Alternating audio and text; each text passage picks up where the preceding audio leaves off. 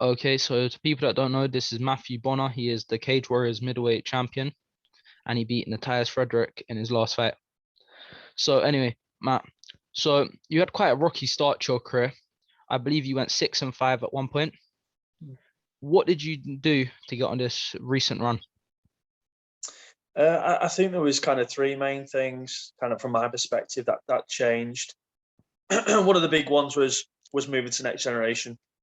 The gym in Liverpool with Paddy Pimblett and Molly McGann and other really top guys who also fought in Cage Warriors. But I think that was probably the main thing that I changed. Kind of like previous to this, I was almost coaching myself at one point, which is never a good idea. But after, I think it was the last loss to Madas Fleminas at welterweight, I moved to next gen after that, and that was kind of like I mentioned, the big change that I made. I kind of also kind of mentally, I think I changed as well. It was a little bit later on. I'd had kind of like 3 or 4 fights out on next gen, but then I fought Jamie Richardson and had like a terrible loss there. I think that was probably the worst I've ever kind of fought at that level. And then after that, my mentality changed slightly, and I put a little bit less pressure on myself and try to enjoy it more. And hopefully everyone can see the kind of the improvement since that loss. It's gone really well, and obviously I picked up that world title, and yeah, I'm pleased now with how my career's finally going. What do you want next in your career? Like, what sort is any fight in your mind? What do you want? Well, I kind of did suggest this going down to welterweight again and fighting for that belt, but that does seem like that's not going to happen now, unfortunately. Which I'm kind of a little bit gutted by, but it just is what it is. So I think I'm going to miss the Cage Warriors September show, and it'll be December when I'll fight next. I'm getting married in kind of October, and that's where I'm getting married on the 9th of October. Congratulations. Thank you. So I'm getting married on the 9th of October, and I would be fighting on the 2nd of October. So the dates have kind of clashed. And there was a few other kind of little niggles in terms of injuries and things like that, which kind of need to be attended to. So yeah, it looks like now, unfortunately, I'll be the next fight will be December. But I like to be active. It was almost a case of October was too early, but December's too late. But it just is what it is. I'm gonna have to wait till December, unfortunately. For your next fight, do you see a Jamie Richardson rematch or a Matthias Frederick rematch, maybe? I think Richardson's got quite a lot of work to do. He's lost his last 2 fights. I think that fight would have made sense maybe if it was for the welterweight title belt.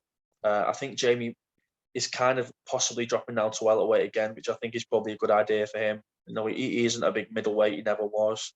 Where I'm kind of like an average size middleweight, maybe not as big as Frederick or James Ware, but I'm not kind of that much bigger than me. Where Jamie Richardson versus Frederick, there was an enormous size difference. So that would have made sense at welterweight. I think he's dropping down at middleweight. I don't think that fight makes sense. Frederick at middleweight again. That kind of appeals to me. I think we'll have to kind of look out to see what fights get made in this September card. I actually think Kent Cockman should fight Frederick, and then the winner of that fight should fight me in December. I think that makes sense, and I think maybe the one good thing about me not fighting in September, it kind of gives the division a little bit of time to arrange itself and work out who is the number one contender, because I've had that kind of 4-fight win streak where I've almost kind of emptied the division to some extent. So obviously, you probably want to defend your middleweight title a few times, maybe even get the welterweight championship. But is your end goal the UFC? Yeah, I think I got involved in this sport when I was 18, 19. I'd done a lot of kind of Thai boxing before that, and the ambition was always to get to the UFC. I was obviously hoping I'd be a little bit younger by the time I got to the UFC, but the fighting career, it's up and down. It's a bit of a roller coaster ride, but yeah, I think that's kind of the feedback I've had from Cage Warriors is that I'm going to need to defend the belt, and then if at the very most, if I defend the belt 3 times, then I'll get my opportunity in the UFC. So I just need to keep winning. That is the goal. I need to keep getting better in training. I need to keep building on my skills and improving, and then keep defending this belt. And then if anything else comes up in the meantime, maybe someone drops out of the UFC, I can be like a late replacement or something. Yeah, I'd be well up for that. So obviously, we spoke about you being the Cage Warriors double champ. would you want to move up to light heavyweight maybe if they gave you an opportunity to do that for the belt, or is that too much? Yeah, no, that would be fun. That would have to be something again that I'd have to really kind of really drill into. I'm kind of walk around at 92 kilo, so my drop. Even today, actually, I was 87.7 kilos, so I've kind of dropped a lot of weight recently. So building back up to light heavyweight, I would need a little bit of time to put on a little bit of size and that. But yeah, it would definitely appeal. Again, I'm kind of stuck at this division where welterweight is a hell of a drop, and then lightweight is a big increase. I am kind of that very average size middleweight. But if that was put across and if that was an option, I'd definitely go for that. I feel they're going to take the light heavyweight to the American side of cage, whereas I feel that's kind of the way they're going to go with that. I think they're going to announce a light heavyweight title shot in America. That's the feeling that I've got from stuff they put up on social media and stuff. So, but if they said, "Do you want to go over to America at some point and fight for a title, or even defend it with a weight title?" Again, that would be something I'd be very interested in. So, do you keep up the sport a lot? Not as much as I used to. This is something I actually want to get more involved in. I've kind of took a back seat in terms of watching the UFC, and I do watch a lot more of kind of the domestic shows these days. But I keep kind of involved in terms of I'll go on the MMA websites and keep up to date and see who's doing what. But I really do need to start kind of studying fights more. And like I'm a massive fan of Usman, and I really like his style. I really do need to get stuck into really studying his fights and seeing if I can add some of his game to mine. I was gonna ask you. I don't know if you know about Adesanya versus Whittaker. Do you know a lot about them? They're rematching. Yeah, I know I was about gonna that. ask your Yeah, prediction. sure. Yeah. So, In terms of my prediction, this is a tough one because I have watched the Whittaker and Adesanya the first fight, and I thought Whittaker was doing really well. I still think that possibly instead of Gastelum, that might be Adesanya's toughest fight. That's a tough one.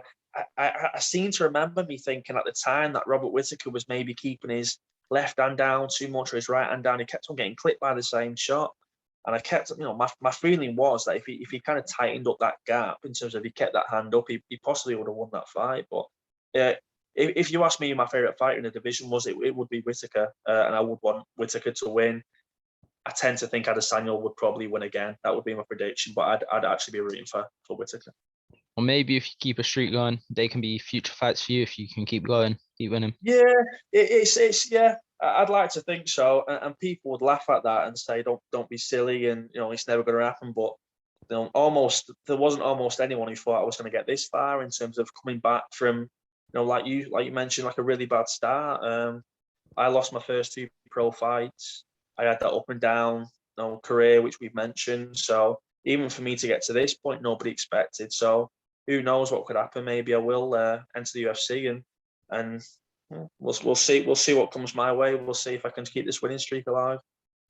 Well, we're gonna probably wrap up in a minute, but anything you would like to say to any of your fans out there? I would say thank you for their continued support. I'd say thanks very much to my sponsors for helping me out during training camps. I'm really disappointed that I'm not going to fight in September. Sorry. So I look forward to fighting in December, and hopefully everybody will tune in and watch that. And obviously, thank you to yourself for having me on. Matthew, it's been a pleasure. Hopefully you get to the UFC. Hopefully you win your next fight in December. Yeah. And maybe Cheers, we buddy. can have you back on after. That'd be great. Anytime. Thanks, Anyway, bud. thank you. Thanks very much, mate.